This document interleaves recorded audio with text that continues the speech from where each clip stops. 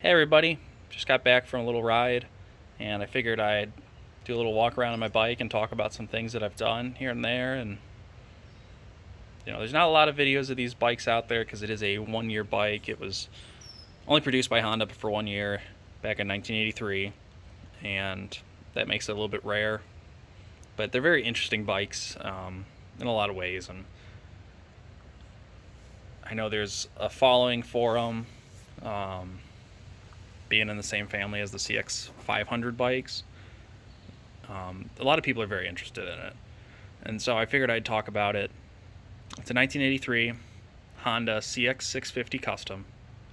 Like I said, it was made for just 1 year, so parts are hard to find. It's hard to find a lot about them. There's not a lot of in-depth videos on YouTube talking about them for anybody that's interested in these bikes. I don't know everything about them. I'll be the first to tell you that, but I'm definitely interested in learning more, and this bike has really, it's really grabbed me and thrown me into that world and made me very interested in these, old vintage bikes that are hard to find. So I picked it up this year. It had 24,000 miles or so on it when I bought it. It's just up over 25,700 right now, so I put about 1,500 miles on it in the last couple months. Runs great. I mean, previous owner did a good job getting it into really nice running shape. It starts right up, idles nicely. I have had to fiddle with the idle adjustment a little bit here and there, but that wasn't quite right when I got it in the first place. It hasn't let me down yet, knock on wood. And it's an absolute blast to ride. So, first start talk about the engine a little bit. Like I said, it's a CX650. So, it's one of Honda's old cross-plane V-twins. That's why the heads are sticking out like that. Makes, I want to say, roughly 70 horsepower from the factory back in '83, and the way it runs, I'd assume it's still pretty close to that. I mean, it's got some good giddy up, and definitely is, it's exciting to ride. Definitely is. The previous owner, the red parts that you see, the radiator shroud, the foot pegs, the radiator tube, that was all powder coated and done by the previous owner. One of the first things I did when I got the bike, I put that header wrap on because the headers were also powder coated, but they were powder coated gray, and it just didn't quite match the shine of the rest of the bike and the rest of the exhaust with those Sportster mufflers on it. They also had a few dents in them, and being that they're hard to find, I went ahead and just wrapped it, and I honestly like the look of it. I always have liked the look of header wrap on bikes, and so it was a great opportunity and excuse to do that with my first bike. But yeah, other than that, there really hasn't been much I've had to do to this bike since I've had it. Just, general maintenance, going through the checklist in the book and making sure everything's, as it should be, shining and polishing. These heads were pretty rough when I got the bike, but as you can see, they've shined up very nicely. This side cover, these are very difficult to find and very expensive when you do find them. And the only thing wrong with it is this side cover on this side has the wear that you see on the chrome. So I had planned on just getting some 3M vinyl that's chrome and wrapping it over top of that to give it the appearance that it's new again. The other side cover on the other side, virtually perfect condition. Other things I've done, I went ahead and added some saddlebags from Amazon. That was one of the first things I did, just to make it more practical and to allow me to carry some things with me on the bike.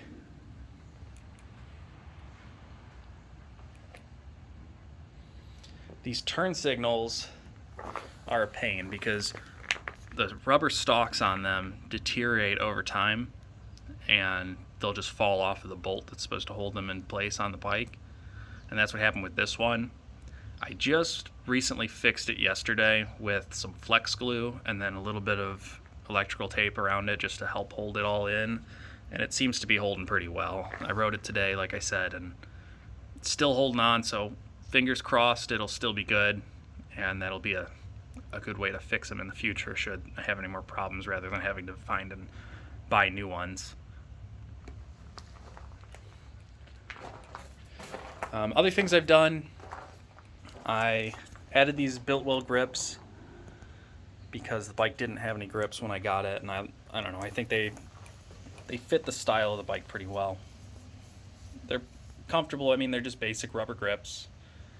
I also got these mirror extenders for the mirrors just so that I could see around my body better. They don't have the best field of view stock, especially if you're bigger. I'm 6'2", about 230 pounds. So it's rough to see around yourself with the stock mirrors, and this helps a ton. I'm definitely able to see better. I also added these mini ape hanger handlebars.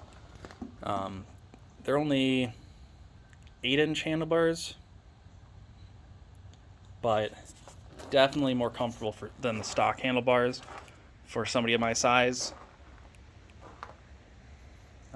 When I had the stock handlebars, I had a lot of problems with my back hurting after long rides, and now being able to sit more upright with these bars and have my hands in a more comfortable position, I don't have those problems.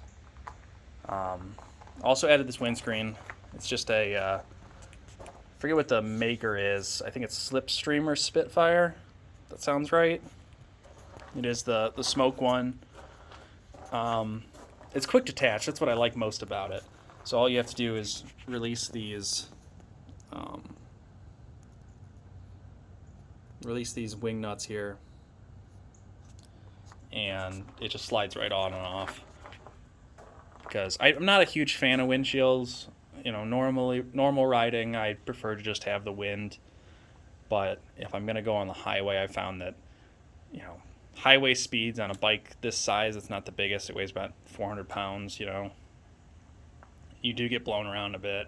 And having that heavy wind hitting your chest at 75 miles an hour for a long period of time is uncomfortable. So I just went ahead and got this just for that, and then also for, you know, chillier days like today that are windy. Definitely helps make the ride more comfortable. And then I'm sure going into the fall it'll be helpful to have that, and in the early spring.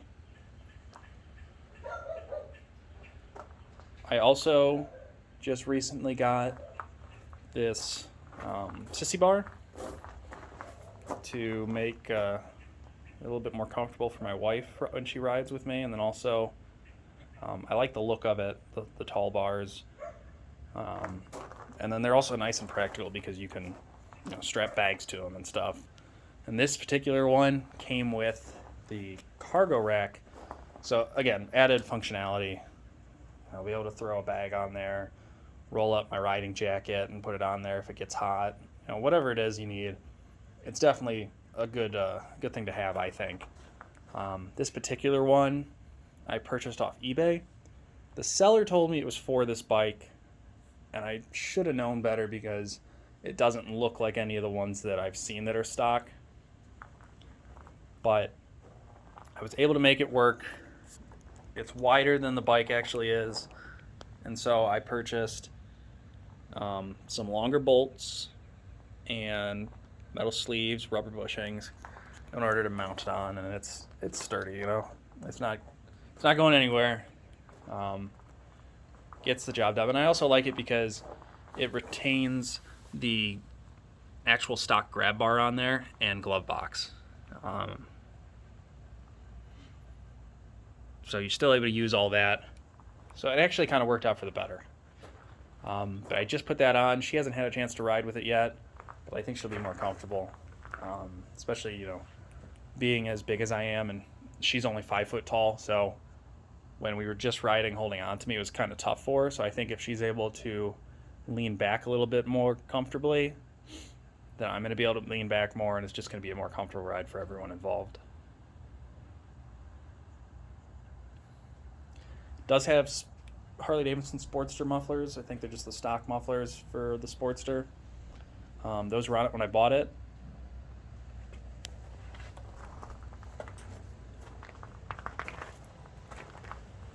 So yeah, I mean, that's it. There's not a whole lot to it. It's an old bike.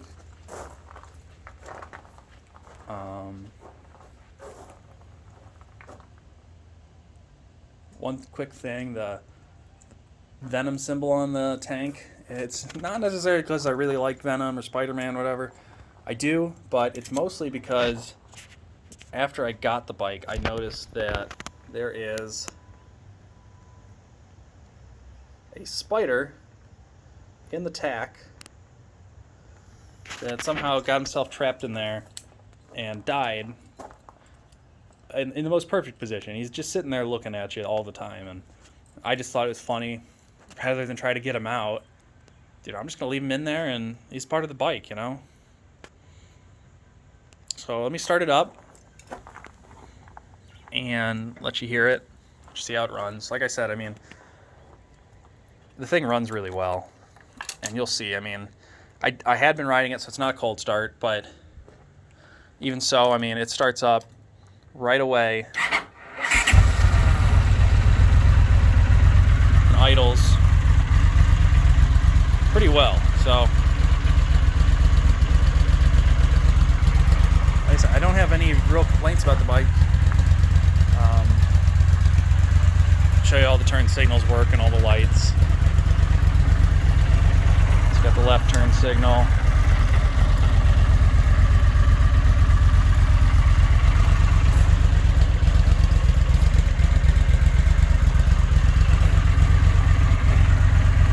Right turn signal.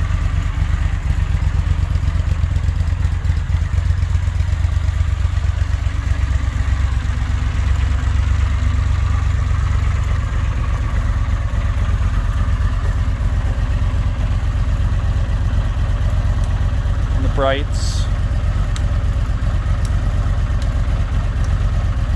And then of course the horns.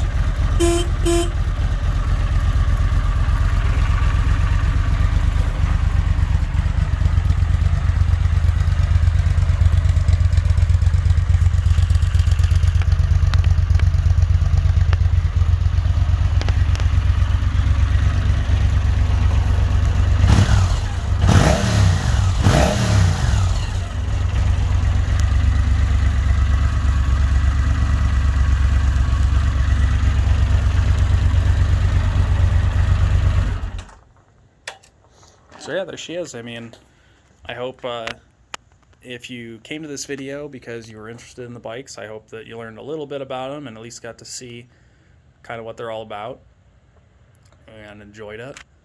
And if you have a CX650, then again, I hope you just enjoyed being able to see another example of one and maybe get some ideas you know, about what you can do with yours. If you're looking for, you know, the Sissy Bar, they're really hard to find, the original Honda line ones. So hopefully, you know, that kind of gave you an idea of what you could do to mount one that's not specifically for this bike. You know, it's a good solution, I think, to a problem with these bikes is just parts availability. And you know, I encourage you to join. There's a Facebook group for CX650 and 500 owners. There's also the CX500 forum. And if you're, you know, new to the bikes, or even if you've had one for a long time, I encourage you to join it because either you're going to learn something or you're going to be able to share something to people that have less knowledge than you.